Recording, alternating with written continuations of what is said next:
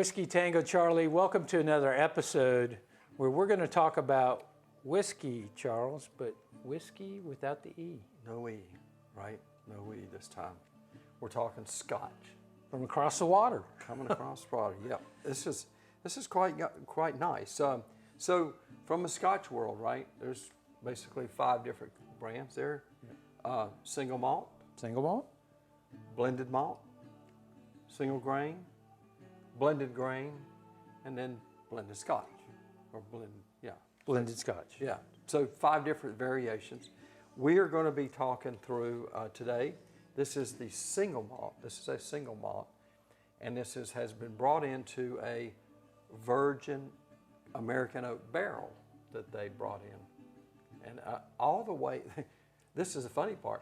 The barrel's coming all the way from Kelvin Cooperage, Louisville, Kentucky. But a virgin barrel. Yeah.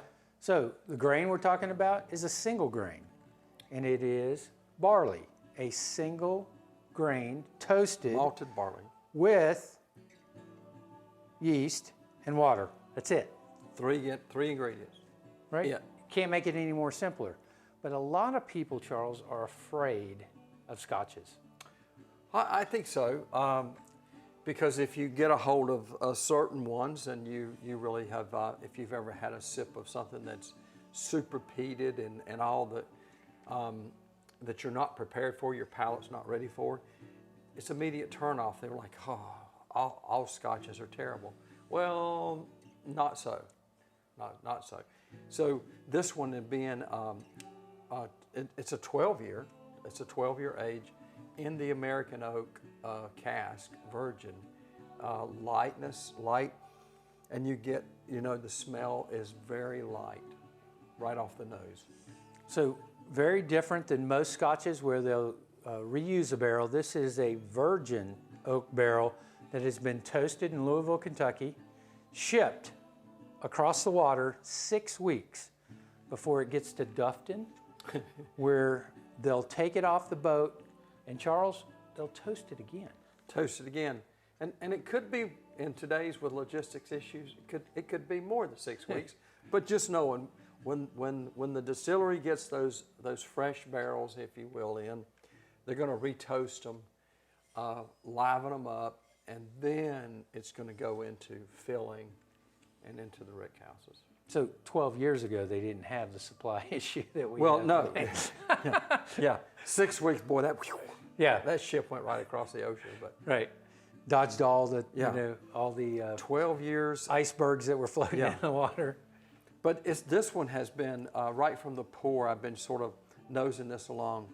Beautiful sweetness on the nose. You get this wonderful vanilla. I get hints of the oakiness. I get hints of the light Scotch, The peaty, but not. It's a lightness. It's very, very light. Originally, when we opened the bottle first up, before it aired out, I really got that candy bar, that chocolate. So the first initial taste with me, the cocoa jumped right off onto my palate. But Charles, it's kind of fruity. First sip, it really goes almost to a fruity floral, the very first sip. And then I get the hints of some fudginess in there that sort of blends its way over to the chocolate side. It is extremely smooth, right? 86 proof is what this one is, 86. Coats the palate, right?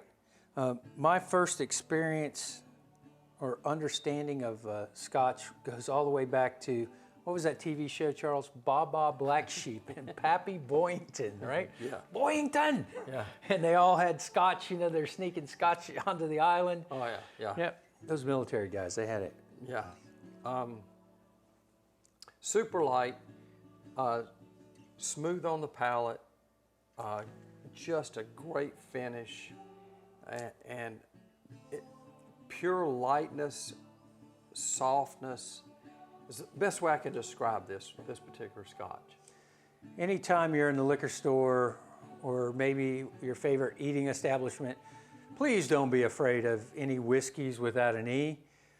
This pour happens to be very delicious. Delicious. And we would very much recommend you trying a Balvenie on your palate to see how it fits. Sure. To the whiskey lifestyle. Cheers. Cheers.